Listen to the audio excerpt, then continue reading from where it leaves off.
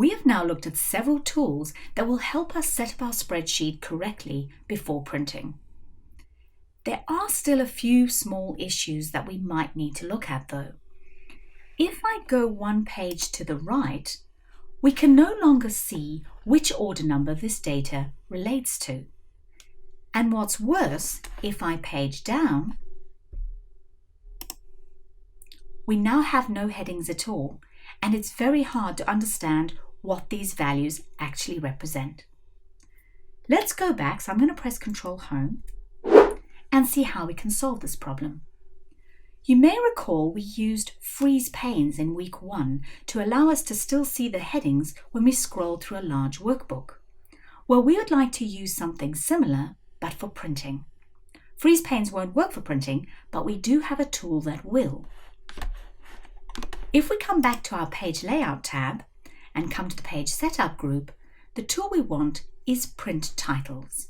I'm going to click on Print Titles, and the first option it offers us is to set a print area.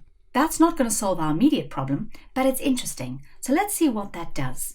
I'm going to click in Print Area, and I'm going to come back into my workbook and just select a fairly randomly selected small area, and then say OK.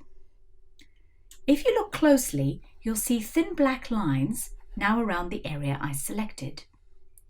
If I go to my print preview, and I'm just going to press Ctrl P, you can see although it says print active sheets, not selection, it is only printing the print area.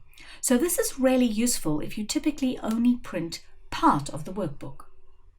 Now that's not really what we want here. So I'm going to go back, and we're going to go into our print titles again. I'm going to clear that print area, and if you have a little look up into your ribbon, you'll notice there's a print area button there that will allow you to do the same thing. Now, what we actually want is rows to repeat at top. Now, to set those, we're going to come back into the workbook, come over to our row numbers, and click and drag to select the row numbers we wish to repeat. You can repeat rows or columns or both. We would like to also repeat our first column. So I'm going to click in here and select column A. Now there are some other options that we should quickly look at. You can choose to print grid lines. You can go for black and white if you have a color printer. You can go for draft quality, which basically saves ink, particularly if you're printing a large workbook. Row and column headings, perhaps not what you think. That's the ABC 1, 2, 3, 4 column headers, which we don't typically print. We haven't looked at comments yet, but keep in the back of your mind when we do that you can choose to print them. And cell errors, well, we're hoping we won't have any, but if we do, we can choose to print them as blank or a couple of dashes instead of having the errors show in our printouts. And finally, you can choose your page order. By default, Excel goes down and then across. But if I want my page to the right to be page 2 rather than page 26, I can choose over and then down.